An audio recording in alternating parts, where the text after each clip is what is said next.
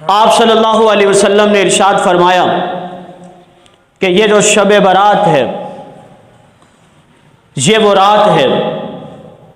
جس رات میں بجٹ بنتا ہے اگلے سال کا۔ کیا بنتا ہے؟ بجٹ۔ کون پیدا ہوگا اگلے سال، اللہ لکھوا دیتے ہیں۔ کون فوت ہوگا، اللہ لکھوا دیتے ہیں۔ اور کس کے رزق میں کتنا اضافہ ہوگا، لکھوا دیا جاتا ہے۔ امام غزالی رحمت اللہ علیہ فرمایا کرتے تھے، اے نوجوان، تو فخر، غرور اور تکبر کرتا پھر رہا ہے، لیکن تجھے پتا ہے تیرا کفن دکانوں پہ آ چکا ہے۔ انسان جوش اور خروش سے پلاننگ کر رہا ہوتا ہے، لیکن وہ کپڑا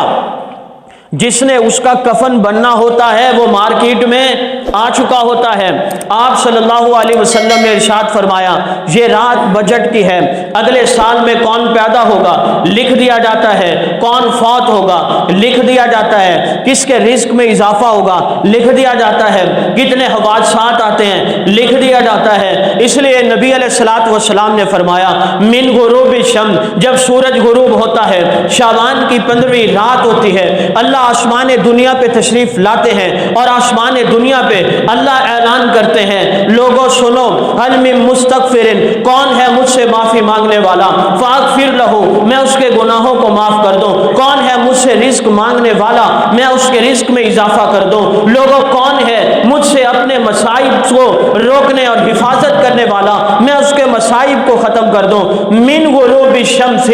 سورج کے غروب ہونے سے لے کر، سورج کے غروب ہونے سے لے کر نماز فجر تک اللہ کی ذات یہ اعلان کرتی ہی کرتی رہتی ہے۔ بتاؤ تو صحیح، دنیا میں کوئی ایسا رشتہ، کوئی ایسا تعلق،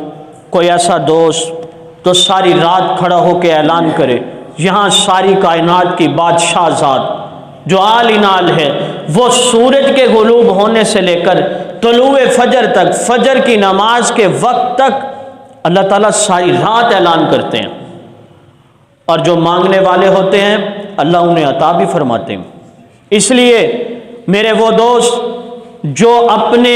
جاب کے ٹیسٹ کے لیے سالہ سال محنت کرتے ہیں کہ جاب ہو جائے، رزق میں اضافہ ہو جائے، اللہ فرماتے ہیں آؤ نا، اس رات میں آؤ، یہ جو رات ہے اس میں آؤ، اس رات میں آ کے مجھ سے مانگو، اور جو اس رات میں مانگو گے میں تمہارے رزق میں اضافہ ہی اضافہ کرتا چلا جاؤں گا۔ اور سنیے، اس رات میں سب کی بخشش ہو جاتی ہے، لیکن وہ شخص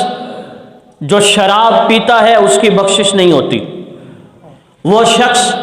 جو زنا کرتا ہے اس کی بخشش بھی اس رات میں نہیں ہوتی، وہ شخص جو کینہ، دل میں کینہ رکھتا ہے لوگوں کے لیے،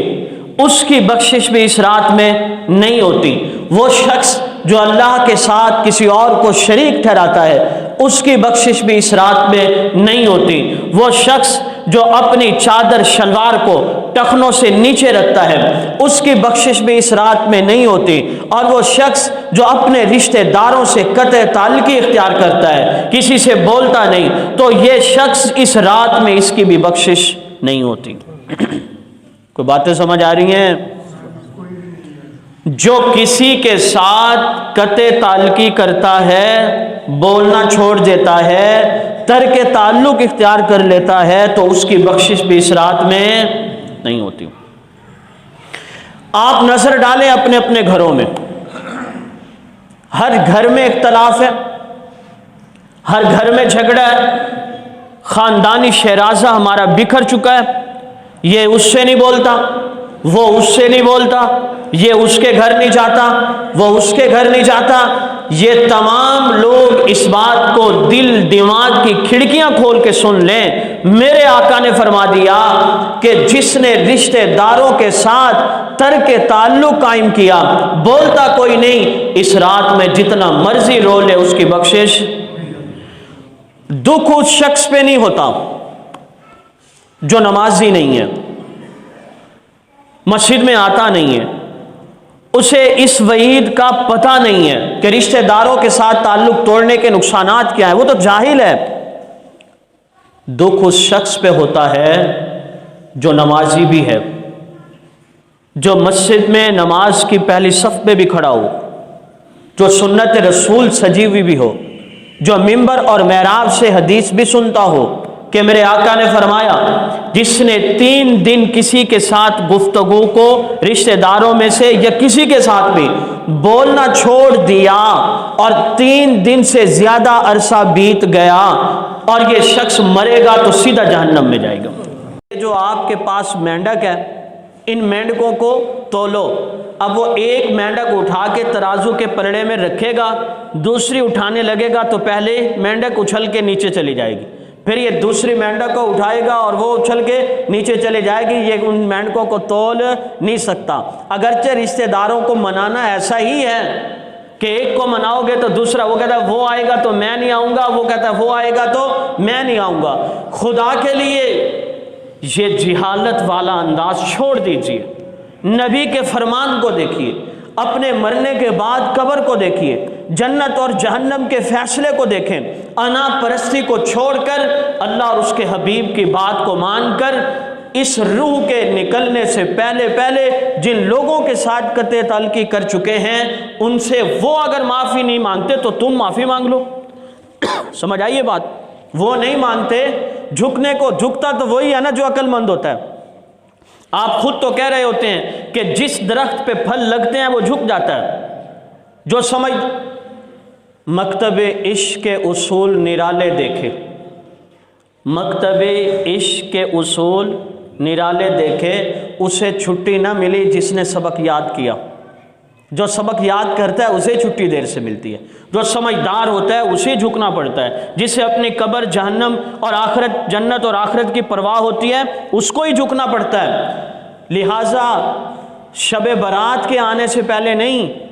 بلکہ ابھی دل میں یہ توبہ کرو، کیونکہ سانس نکلتے کوئی پتہ نہیں چلے گا۔ اور اگلی بات یہ ہے، ایک اس رات میں عبادت کا طریقہ یہ ہے کہ آپ مسجد میں نماز پڑھ سکتے ہیں، لیکن مسجد میں عبادات کرنے کے لیے مسجد کے آداب کا خیال رکھنا بھی ضروری ہے۔ ایک وہ بچہ جس نے نماز جماعت کے ساتھ پڑھی، گھر کے کونے میں جا کے اس نے گھنٹہ 2 گھنٹے مسلسل عبادت کی اخلاص کے ساتھ، مجھے آپ بتائیں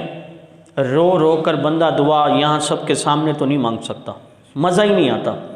کبھی ادھر سے بھی لوگ ہیں، پیچھے لوگ کھڑے ہیں، کیسے آپ مزیدار دعا مانگیں گے؟ نہیں، یہ مزہ آتا ہے تنہائی میں، چاہے گھر ہو۔ پھر آپ خشوع و خضوع سے جو نماز پڑھیں گے وہ بھی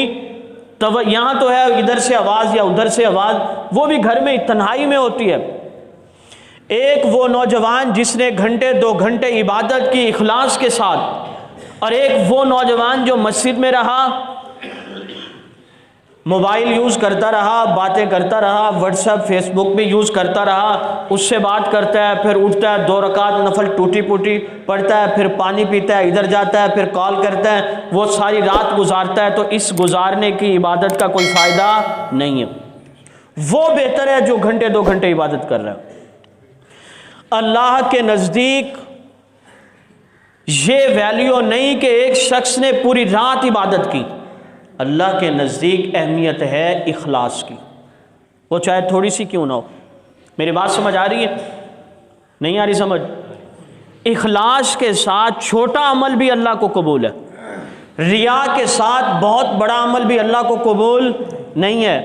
آؤ میں تمہیں مثال سناؤں، ہمارے اماموں میں سے ایک امام گزرے، حضرت امام سفیان ثوری رحمۃ اللہ علیہ۔ یہ امام سفیان ثوری آرام فرما ہے، خواب میں زیارت ہوتی ہے، خواب میں اللہ والے آتے ہیں اور وہ آ کے کہتے ہیں کہ آپ کا فلاں پڑوسی ہمسایہ ہے، آپ اس کا نماز جنازہ پڑھائیں۔ امام سفیان ثوری رحمہ اللہ بیدار ہوتے ہیں، اب اس پڑوسی کا پتہ کرتے ہیں تو پتہ چلتا ہے جس پڑوسی کا کہا گیا ہے وہ تو شرابی ہے، جس کے جنازے کا کہا گیا ہے وہ تو زانی ہے، جس کے جنازے پڑھانے کا کہا گیا ہے وہ تو نماز نہیں پڑھتا تھا۔ آپ اولیاء اللہ کی تاریخ کو پڑھیں آپ کو پتہ چلے گا جنید بغدادی رحمۃ اللہ علیہ، بایزید بستامی رحمۃ اللہ علیہ، سفیان ثوری رحمۃ اللہ علیہ، یہ وہ لوگ ہیں جو بے نمازی کا جنازہ پڑھانے سے پرہیز کیا کرتے تھے۔ اب سفیان ثوری رحمہ اللہ یہ حیران ہیں اور دل ہی دل میں سوچ رہے ہیں کہ یہ شخص شرابی بھی ہے،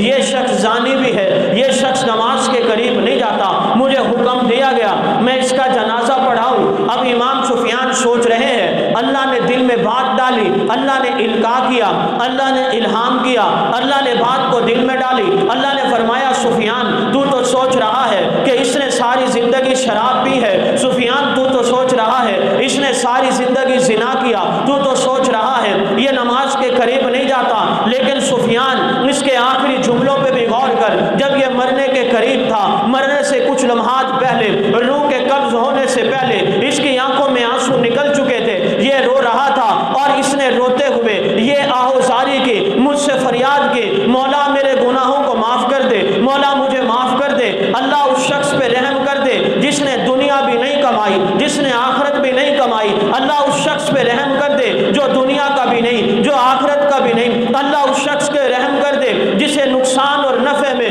کسی فرق کا پتہ نہیں ہے۔ اللہ فرماتے ہیں سفیان اس نے یہ جملے اس سوچ سے کہے، اس گداز سے کہے، اس درد سے کہے، اس تڑپ سے کہے کہ میں نے اس کے اس جملوں کو قبول کر کے اس کے پچھلے سارے گناہوں کو معاف کر دیا۔ اللہ کے نزدیک اخلاص کی ویلیو ہے۔ کتنے جملے، کتنی دیر لگی اور پوری زندگی گناہوں میں گزر گئی اس کی، لیکن یہاں جب اس نے اخلاص کے ساتھ اپنے رب کو منایا، وہ ذات جو اپنے بندے کی توبہ کا انتظار کر رہی ہے، اخلاص سے نکلے ہوئے جملوں کو قبول فرمایا۔ صرف فرمایا نہیں بلکہ اپنے ولی کو حکم دیا کہ جاؤ میرے اس نیک بندے کا جنازہ بھی پڑھاؤ۔